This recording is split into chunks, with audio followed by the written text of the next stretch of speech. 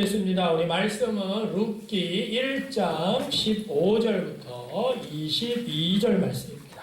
룻기 1장 15절 구약성경 402쪽이나 403쪽에 있습니다. 구약성경 402쪽이나 3쪽에 룻기 1장 15절부터 22절까지 제가 한 절 읽고 여러분들이 한 절 읽고 교독합니다. 나오미가 또 이르되 보라 내 동서는 그의 백성과 그의 신들에게로 돌아가나니 너도 나의 동서를 따라 돌아가라 하니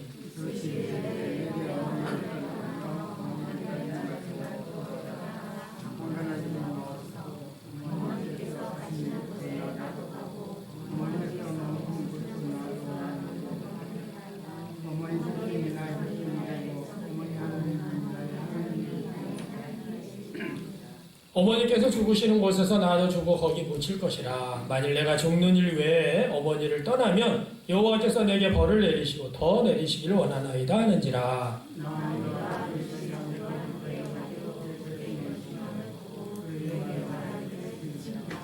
이에 그 두 사람이 베들레헴까지 갔더라. 베들레헴이 이를 때 온 성읍이 그들로 말미암아 떠들며 이르기를 이가 나오미냐 하는지라.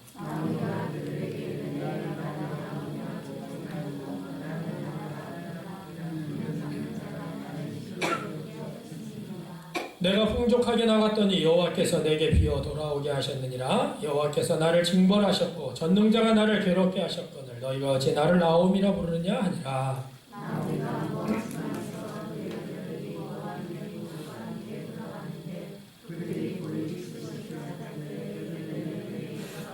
아멘. 할렐루야.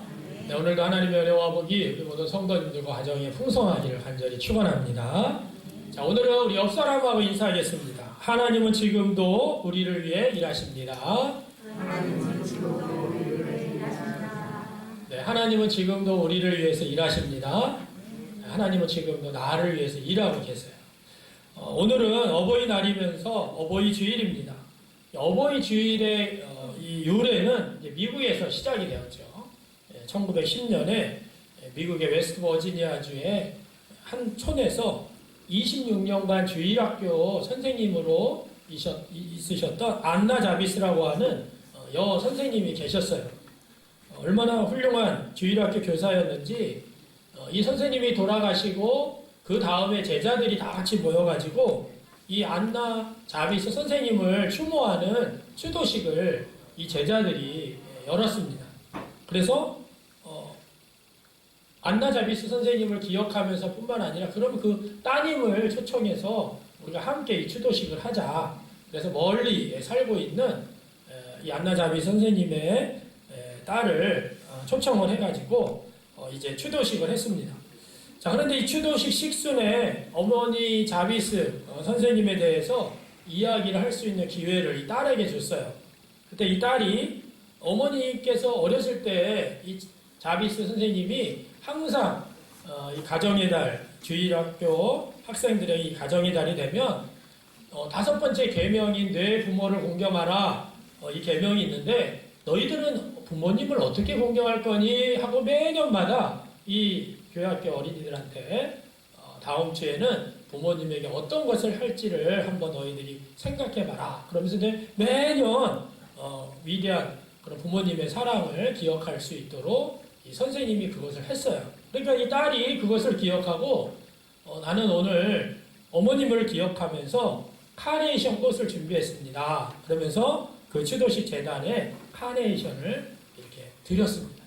그랬더니 거기 참석했던 많은 제자들이 대부분이었겠죠. 제자들도 그것을 떠올린 거죠. 맞아. 그때 선생님이 어버이날만 되면 어버이를 위해서 뭘 할지를 너희들이 한번 생각해봐라. 그래서 나는 이런 것도 생각했고, 난 이런 것도 했었는데, 뭐 이러면서 그 자비스 선생님의 딸이 한 카네이션을 바치는 것을 보고, 야, 그러면 우리가 이날을 어머니 날로 하자. Mother's Day 해가지고 어머니 날을 그들끼리 우리가 매년 이 추도식 때 어머니들의 사랑을 기억하면서 우리가 어머니 날로 한번 하자. 그러면서 자기들이 그 운동을 시작했습니다. 그런데 이것이 점차적으로 주변에 참석했던 사람들의 입에서 소문이 나면서 주변에 있는 많은 사람들이, 많은 교회들이 이제 하기 시작했어요. 또 당시에는 이 백화점 왕으로 불렸던 존 워너메이커도 1908년 5월 둘째 주일에 자신이 경영하는 백화점에서 어머니의 사랑에 감사하는 모임을 주최하기도 했습니다. 사실은 이 미국 역사에 있어서 아주 험난했던 시대의 어머니들은요, 이 지혜와 용기로 가정생활을 이끌어가면서 현재 미국을 이룩하는데 아주 큰 힘이 된 것이 바로 어머니였어요. 그 어머니의 힘이 대단했던 거죠. 그러니까 이 어머니의 날, 이 Mother's Day, 그것이 금세 많은 전국에 있는 사람들한테 관심의 대상이 됐고, 이게 막 사회 여론의 형성이 되니까 1914년에 미국 국회에서 5월 둘째 주일을 그럼 우리 어머니 날로 하자. 그래서 이 날을 기념일로 지키기로 결정을 했어요. 자, 그런데 아버지는 그럼 뭐냐? 어머님 날만 있고, 마더스데이만 있고, 아버지는 뭐야? 그래서 사실은 아버지 역할도 되게 중요하다. 그러면서 이제 어버이 주일이라고 하는 명칭으로 바뀌기 시작했는데요. 자, 우리나라에서는 본격적으로 1930년에 6월 15일 구세군에 의해서 어머니 주일을 지키게 됐습니다. 초대 이승만 대통령이 어머니 주일의 정신을 일반 대중에게도 전하자. 그래서 1955년 당시 어머니 주일이 5월 8일이었어요. 그래서 이거를 5월 8일 날을 그럼 어머니 날로 하자. 그러면서 1956년에 5월 8일을 어머니 날로 공포를 했습니다. 이것을 제정하고, 그리고 그 이후에 1960년에 교회에서 다시 어머니 주일을 어버이 주일로 개칭하면서 어떻게 어머니 주일만 있냐. 부모가 다 소중한데. 그래서 어버이 주일로 교회에서 또 60년부터는 어버이 주일로 지키니까, 그래서 또 정부에서도 맞지. 어머니 날만 있으면 안 되지. 그래서 이 1973년에 정부에서도 어머니 날을 어버이날로 개정하고 오늘날까지 이르렀다는 것이에요. 그래서 사실은 우리 모든 우리나라에서는 이 어버이 주일이 일반인들에게도 기념일로 지켜지고 있는 거죠.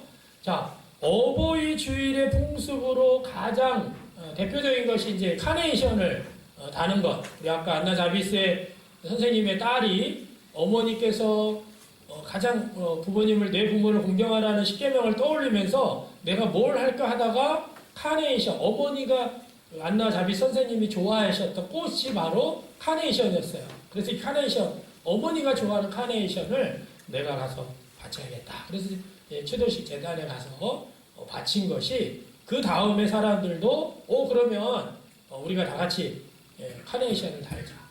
지금은 부모님들에게 달아드리는데 처음에는 본인들이 달았어요. 어머님의 사랑을 우리가 기억하자. 부모님의 사랑을 기억하자. 그리고 어머님이 살아계신 그런 자녀들은 빨간 카네이션을 가슴에 달고, 어머님이 돌아가신 가정은 하얀 카네이션을 달고, 당시에 이 어머니 날을 추도식 하면서 어머니 날을 이렇게 행했던 거죠. 자, 그런데 그 세월이 지나면서 우리가 정말 부모님을 공경하는 그런 차원에서 오히려 살아계신 부모님에게 카네이션을 달아드리자. 그래서 지금처럼 우리가 이제 자녀들이 부모님에게 카네이션을 달아드리는 걸로 사실은 바뀌었습니다. 우리가 이제 교회에서도 어버이 주일날 이렇게 다들 카네이션을 달죠. 달면서 무슨 생각을 할까? 나는 달 자격이 없어요. 나는 안 달아도 돼요. 이런 분도 계시고. 그런데 우리가 뭐냐면 돌아가신 부모님을 기억하면서 그 사랑에 감사합니다. 그리고 달 수도 있고, 또 자녀들이 부모님을 향하여서 사랑합니다. 부모 나이가 들어서 이제 부모님이 저 세상에 먼저 가시고 자기가 부모가 된 분들은 두 가지를 다 경험할 수 있는 그런 것이 어버이 주일이 아닐까, 그런 생각을 우리가 해봅니다. 자, 지난 주간에 우리 룻기 말씀이 새벽기도 또 큐티 말씀이었어요. 제가 룻기 말씀을 묵상하면서 이 시대 속에서 오늘 우리 어버이 주일을 맞이하는 우리 모든 성도님들에게도 아주 중요한 메시지가 될 것이다라고 생각하고, 오늘 룻기 본문 말씀을 통하여서 우리가 은혜를 나누는 시간을 가지려고 하는데, 사실은 우리 한국교회에서 많은 목사님들이 오늘 본문을 가지고 이 룻기의 핵심적인 내용을 좀 빼놓고, 사실은 좀 부가적인 내용이죠. 시어머니와 며느리의 룻의 효성, 여기에 좀 포커스를 중점을 맞춰가지고 마치 룻기서가 효에 관련된 그러한 것으로만 너무 강조를 하는 그런 경우가 있었습니다. 그래서 우리가 룻기가 그런 효도 있지만 더 중요한 것은 뭐냐면 이 룻기는 이 처참하게 무너진 한 가정이 어떻게 생각지도 못한 하나님의 그 은혜를 누리고 인류 구원이라고 하는 하나님의 위대한 계획에 참여했는지를 보여주는 그러한 성경이 바로 이 룻기서예요. 그래서 사실 룻기는 어느 시대를 배경으로 하고 있냐면 1장 1절에 보면 사사시대를 배경으로 하고 있습니다. 무질서하고 비신앙적이고 하나님을 떠난 자기의 소견에 옳은 대로 살았던 아주 처참한 신앙이 바닥을 쳤던 그런 사사시대에 한 여인 룻과 시어머니 보아스를 통하여서 나오미를 통하여서 이 일들을 행하는 이 역사를 행하는 것들이 이 룻기의 핵심적인 내용입니다. 그래서 어떻게 했어요?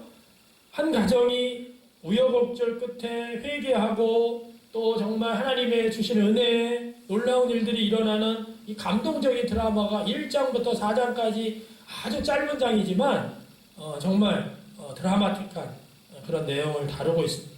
그래서 오늘 우리는 1장을 보고 있으니까 1장의 전체적인 내용 1장 1절부터 5절은요 약속의 땅을 떠나는 흉년이 들어서 이 나오미의 가정이 모압으로 떠나게 됩니다. 그런 내용이 1절부터 5절에 나오고요. 거기 가서 남편과 두 아들을 다 잃게 돼요. 그리고 이제 재산도 다 탕진했겠죠. 그래서 이제 6절부터 18절에서는 약속의 땅, 다시 베들레헴으로 돌아오게 되는 내용. 그리고 19절부터 20절에서는 위로와 안식을 얻게 하시려는 하나님의 놀라운 섭리를 보여주고 있는 것이 바로 19절부터 22절의 내용입니다. 특별히 모든 것을 다 잃어버린 빈털터리가 된 그런 상황에서 다시 한번 신앙을 회복한 나오미 그리고 시므에 대한 사랑과 여호와에 대한 확고한 하나님에 대한 신앙을 끝까지 버리지 않았던 이 모압 여인 룻의 순수한 신앙이 오늘 본문에 나오는 그런 핵심적인 내용이고 그 내용이 잘 묘사되어 있다는 것이에요. 자, 그래서 이 본서 룻기서는요 유대 사회에서 인구에 포함되지 않았던 이 여인들이 여호와에 대한 신앙 하나만으로 살아갈 때 하나님의 구원의 손길을 체험하고 나아가서 구속사에 기여하게 된 사건을 다루고 있습니다. 룻이 모압 여인이었고 이방 여인이었죠. 그럼에도 불구하고 룻의 이제 증손자죠. 룻의 아들이 바로 누구냐면 다윗 왕입니다. 이 다윗 왕의 후손에서 누가 태어났어요? 예수 그리스도가 태어났어요. 룻이 이방 여인이었음에도 불구하고 이 모압 여인이었던 이 룻을 통하여서 그 가문에 그 후손에 다윗 왕이 태어나고 그 후손에 예수 그리스도가 태어나는 이 놀라운 구속 역사를 가지고 있는 것이 바로 룻기서라는 거죠. 그래서 우리는 한 가정을 통해서 역동적으로 진행되어가는 이 구속사 일변을 목격하게 됩니다. 그리고 소망이 없었던 이 사사시대조차도 하나님께서 당신의 구속사를 이루기 위해서 쉬지 않고 일하고 계셨음을 깨달을 수 있다라는 거죠. 근데 이것을 우리가 단순하게 며느리가 시어머니를 효를 했다. 여기서 이게 단순하게 한 주제를 가지고 끝내버려서는 안 된다는 것이에요. 그것도 있다는 거죠. 자, 그래서 이 어두운 시대에 그 표면상으로 어두운 시대를 살아가고 있던 이 어려운 험난한 그런 문제 가운데 다시 한번 희망을 볼 수 있는 책이 바로 룻기서라는 거죠. 자, 오늘 본문은 우리가 1장 15절부터 22절까지 보는데요. 하나님께서 사랑하는 남편과 아들을 데려가시고 두 며느리 그리고 자신만 남게 되었을 때 나오미가 두 며느리에게 나는 이제 고향 땅 베들레헴으로 돌아갈 테니까 너희들은 다 너희들의 가정으로 돌아가라. 너희들의 신들에게로 돌아가라. 그러면서 이제 그들에게 자신의 며느리들을 다 보내려고 합니다. 남편을 잃었죠. 두 아들을 잃었죠. 이 이스라엘의 계대 결혼이 있어서 시어머니가 결혼해가지고 아들을 낳으면 그 며느리한테 아들을 또 줄 수가 있어요. 근데 지금 언제 결혼을 해서 언제 아들을 낳아서 그 아들이 언제 클 때까지 며느리가 기다릴 수가 있겠습니까? 그러니까 결국에는 너의 친척 고향으로 다 돌아가라. 너의 신들에게로 돌아가라. 그렇게 이야기를 합니다. 자, 그래서 1장 8절에서는 첫 번째로 두 며느리에게 자신들의 고향으로 돌아가라 이렇게 권했을 때, 그렇죠. 이 시어머니가 두 며느리를, 그것도 모압 여인이었는 두 며느리를 데리고 고향으로 가서 자기 혼자 먹고 살기 힘들 텐데 두 며느리까지 데리고 간다는 것은 그렇게 쉬운 일은 아니었을 거예요. 그래서 첫 번째 권면에 오르바라고 하는 첫 번째 첫 며느리가 고향으로 돌아갑니다. 그리고 오늘 15절 말씀 보니까 또 이르되 그랬어요. 또 이르되. 두 번째 권면을 하는 것이에요. 자, 그래서 오늘 15절부터 18절은 나오미가, 시어머니 나오미가 룻에게 다시 돌아가라, 또 이르되 라는 그 권유 속에서, 권면 속에서 룻이 놀라운 신앙 고백을 하고 있는 장면이 18절까지 내용이고요. 자, 19절, 21절에서는 베들레헴에 도착한 나오미가 탄식하는 그런 장면입니다. 그리고 마지막 22절 말씀은 은혜를 준비하신 하나님에 대해서 말씀하고 있어요. 자, 그래서 우리가 구조적으로 봤을 때 뭐예요? 룻, 첫 번째는 룻의 고백이 뭐냐?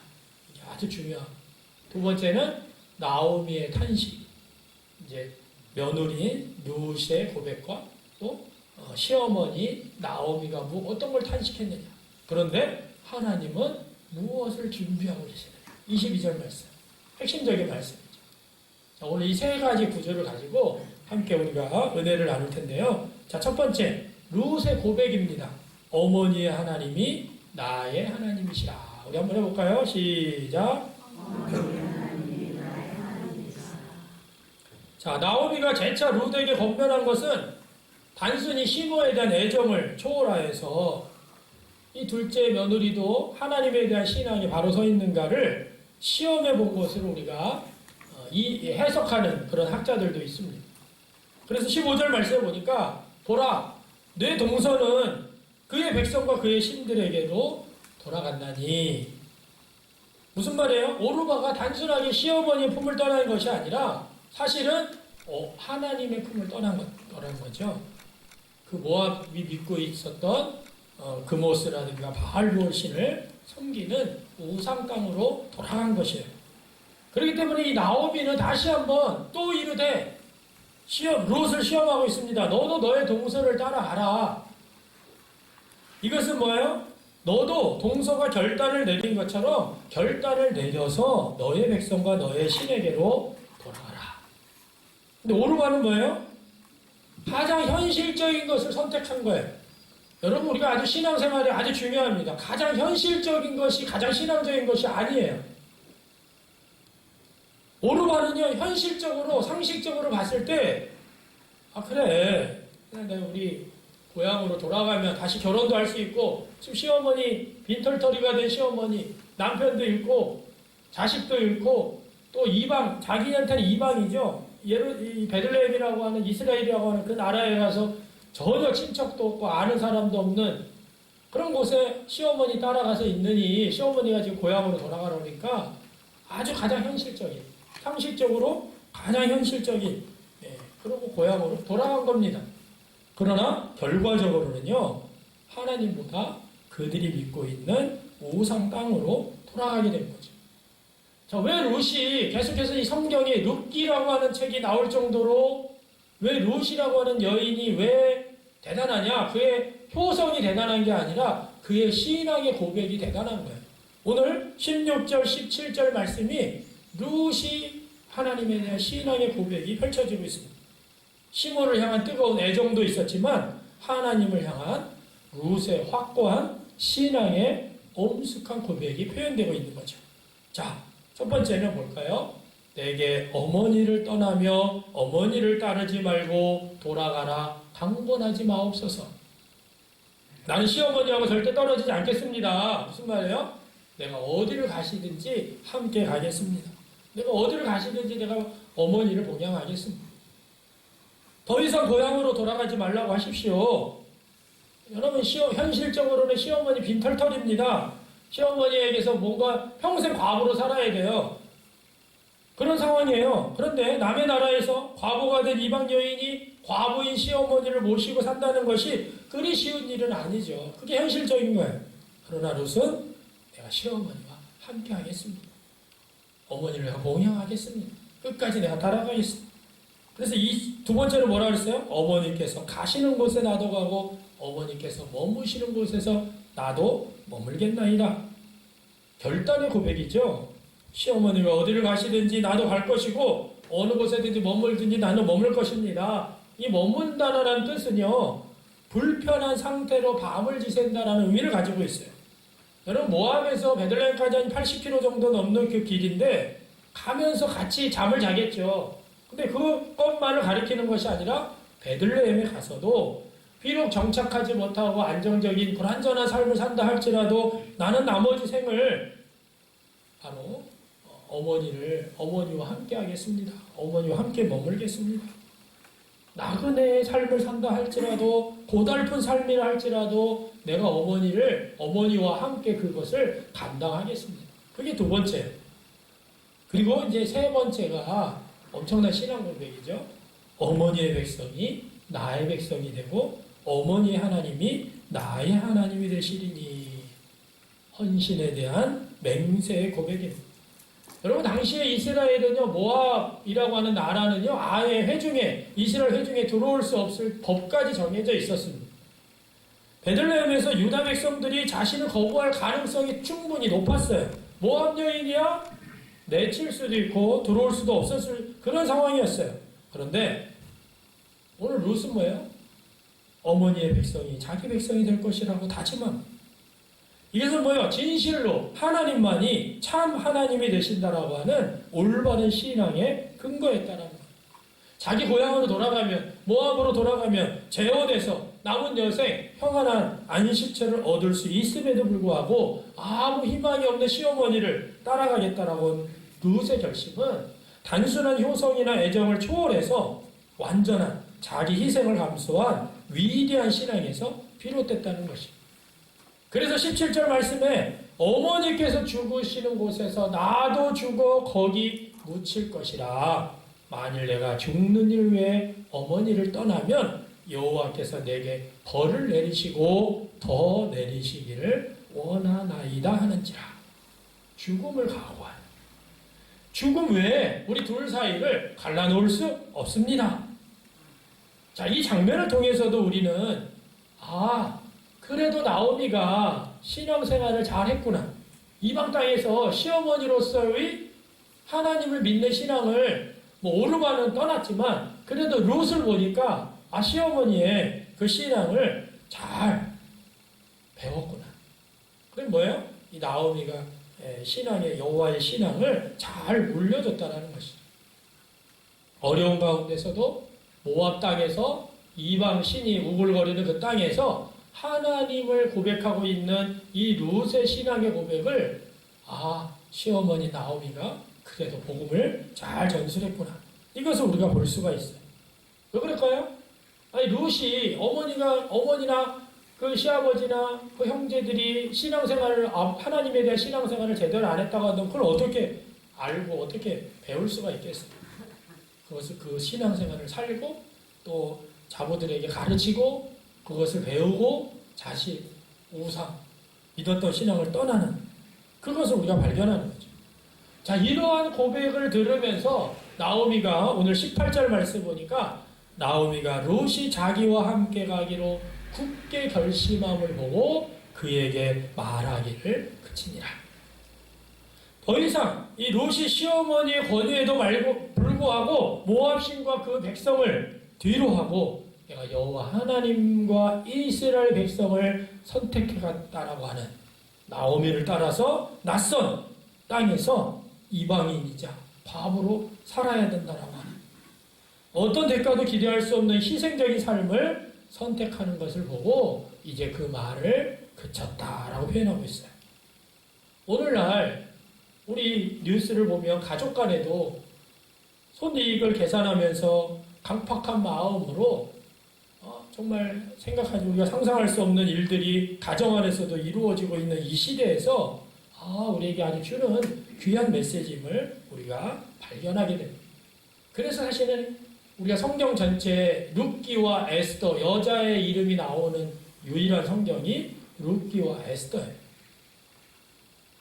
그런데 룻기는 이방 여인이었던 이 여인이 베들레헴으로 약속의 땅으로 오는, 에스더는 하나님의 유대 백성이었는데 바벨론에서 또 하나님의 역사를 이루는 그런 것을 우리가 또 이 룻기와 에스더를 통해서 우리가 발견할 수가 있는 거죠. 자, 룻기의 고백이 이거였다고 한다면, 자, 오늘 19절부터 21절에서는 나오미의 탄식이 나옵니다. 이제 나를 나오미가 아닌 마라로 불러라. 자, 우리 한번 해볼까요? 시작. 이제 나를. 자, 우여곡절 끝에 룻과 나오미는 드디어 베들레헴에 이릅니다. 오늘 19절 말씀해 보니까 앞에 이에 그 두 사람이 베들레헴까지 갔더라. 자, 베들레헴에 도착하니까 온 성읍이 나오미로 말미암아 떠들고 난리가 났어요. 왜냐? 이 성읍에서 가장 유력하던 부자였어요. 이 아비멜렉과 나오미가 부자였어요. 근데 이 부자였던 아비멜렉과 나오미가 부족해서 모압으로 떠난 것이 아니라 부족해질까봐 두려워서 모압으로 떠난 거였거든요. 그런데 약속의 땅을 떠나서 모압으로 오히려 부족함이 두려워서 떠났는데 아무것도 없이 완전히 진짜 거지가 돼서 돌아온 거죠. 남편도 잃고 두 아들도 잃고 모압 여인이었던 며느리 하나 달랑 데리고 베들레헴에 이르렀으니까 10년이 지났음에도 불구하고 낯선 여인과 초라한 모습으로 나타난 나오미를 보면서 그 성읍 안에 많은 사람들이 소란할 만큼 충분한 화제거리가 일어난 것입니다. 그래서 19절 후반부에 보니까 온 성읍이 그들로 말미암아 떠들며 이가 나오미냐? 야, 이 사람이 나오미야? 나오미 맞아? 나오미일 리 없지? 나오미의 모습을 보면서 연민의 정을 느끼면서 바란 탄성, 이것을 우리가 발견하죠.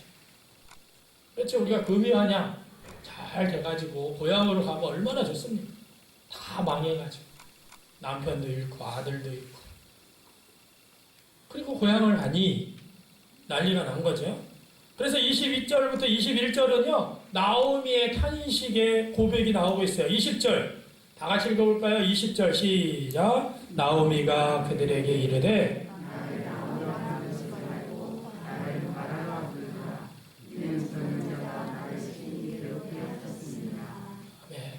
아니 며느리를 향해서는 야 이제 나는 지금 가면은 베들레헴에 가면은 너희들이 지금 내가 결혼해서 아들을 낳고 아들 낳아서 자라서 그리고 결혼해도 한참 시간이 걸리니까 그냥 너희 나라로 너희 고향으로 너희 신으로 돌아가라 이렇게 아주 논리적으로 얘기했던 이 시어머니 이 나오미가 오늘 20절 말씀에 보면 감정적으로 폭발하는 모습을 보여주고 있어요.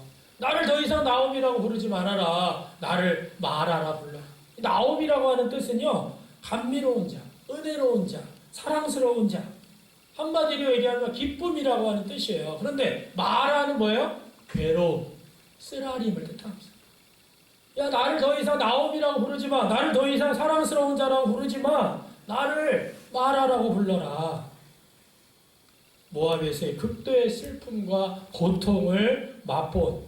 그렇죠, 여러분. 남편이 죽는 거 하나만이라도 사실은 엄청난 고통과 슬픔이거든요. 우리 사람에게 가장 큰 스트레스를 따졌을 때 배우자가 죽는 것이 가장 큰 고통과 슬픔이에요. 그런데 두 아들마저 잃어버렸습니다. 나를 나오미라고 부르지 말아라. 나를 은혜로운 자, 사랑스러운 자라 부르지 말아라. 내 처지가 지금 비참하고 괴로운 상태에 머물러 있는데 무슨 내가 나오미냐. 나는 말하라. 나는 말아야. 나는 슬퍼. 나는 고통스러워. 괴로워. 그리고 21절에서는 구체적으로 자신이 마라와 같은 인생이 무엇임을 말합니다. 내가 풍족하게 나갔더니 여호와께서 내게 비어 돌아오게 하셨느니라. 풍족하게. 남편도 있었고 아들도 있었고 재산도 많이 있었고 그래서 이 베들레헴에 흉년이 드니까 부족해질까봐 두려워서 사실은 모압으로 갔는데 여호와께서 내게 비어 돌아오게 하셨다. 남편도 잃고 자식도 잃고 이 돌아온 인생이 어떻게 사랑스러운 인생이 될 수 있느냐? 나는 괴로운 인생, 쓰디쓴 인생이다. 말하라, 불러라 라고 탄식하고 있어요. 여러분, 우리도 우리의 인생을 살다 보면 생각하지도 못한 일들이 우리 안에 일어날 때가 있습니다. 나 자신에게 불어닥치는 건강의 문제든지 우리 자녀들에게 닥치는 환난의 어려운 문제들이 우리에게 닥칠 때가 있어요. 내 뜻대로, 내 생각대로 내가 원하는 대로 이루어지는 게 아니라 오히려 내가 잘못된 선택, 하나님의 뜻이 아니라 내 뜻대로 결정을 내렸을 때 일어나는 큰 어려움이 마치 우리에게 쓰디쓴 인생의 길을 걸어갈 때가 있다는 것이에요. 흉년이라고 하는 문제가 닥쳤을 때 흉년이라고 하는 문제가 우리 안에도, 우리 인생에도, 우리 가정에도 닥칠 때가 있다는 거죠. 그런데 그런 어려움이 있을 때, 그런 문제가 있을 때 그것을 내 방법으로 해결하려고 한 것이에요.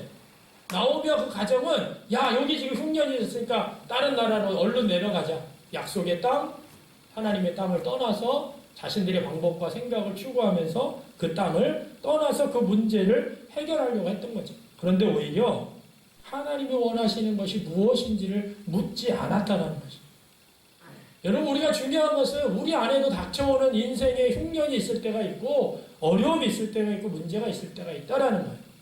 그때 내 방법대로 결정해버리면 이러한 마라와 같은 쓰디쓴 인생이 우리에게도 닥칠 수 있다는 것을 오늘 성경에서는 나오미의 탄식을 통해서 우리에게 말씀해주고 있는 거예요. 나오미는요, 전능자가 이 일을 하셨다. 무슨 말이에요? 자기가 잘못했구나, 잘못 선택했구나, 잘못 결정했구나. 이것을 사실은 회개하는 고백이 바로 나를 나오미라 부르지 말고 마라라 불러라 라고 이야기하고 있는 것입니다. 여러분들도 우리에게 닥치는 어떤 흉년과 어려움이 왔을 때 하나님께 물어서 하나님의 뜻 가운데 우리들의 삶을 살아내는 우리 모두가 되시길 주님의 이름으로 축원합니다. 자, 룻의 신앙의 놀라운 고백. 두 번째는 나오미의 탄식. 자, 그런데 놀라운 것은요, 22절 말씀이에요. 은혜를 준비하신 하나님. 뭐라고 그랬어요? 보리 추수 시작할 때.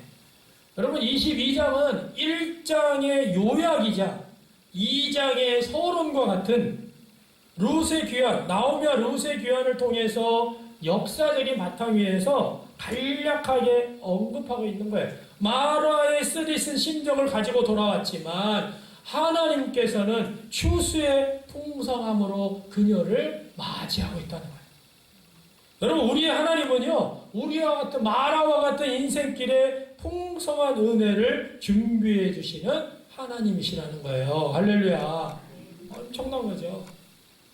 우리가 갈 길, 우리가 선택하고 우리가 마음대로 행동할 때가 많아요. 결정할 때가 하나님 뜻과 상관없이. 그리고 그냥 쓰디쓴 마라와 같은 인생을 사는 거죠.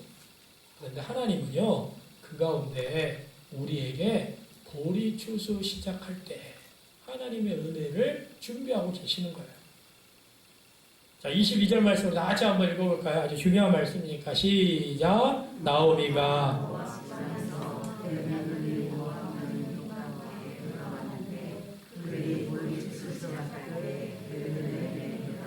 아멘. 여러분, 가나안 지방에서는 일반적으로 보리를 가을에 파종하고 봄에 추수를 합니다. 보리 추수가 끝날 무렵에는 밀 추수를 해요. 자, 보리 추수는 보통 4월 말경, 그리고 고원지대에서는 5월 초순이나 6월 초순까지도 추수를 합니다. 이 보리는 사실은 가나안 지방에서는 주로 나는 주산물 중에 하나였지만 주로 말이나 이 노새의 먹이로 경작되었어요. 그리고 가난한 사람들, 가장 가난한 사람들이 양식으로 사용됐던 것이 보리입니다. 자, 그런데 여기서 보리를 추수할 때라는 것은 적어도 보리에 이삭을 주어서 생계를 유지할 수 있을 때라는 것입니다. 추수 전이나 추수 이후에 와버렸다고 한다면 생계를 유지하기 위해서 심한 고생을 해야 했을 것이라는 거예요. 이처럼 모든 일에는요, 하나님의 적절한 은혜의 때가 있어요.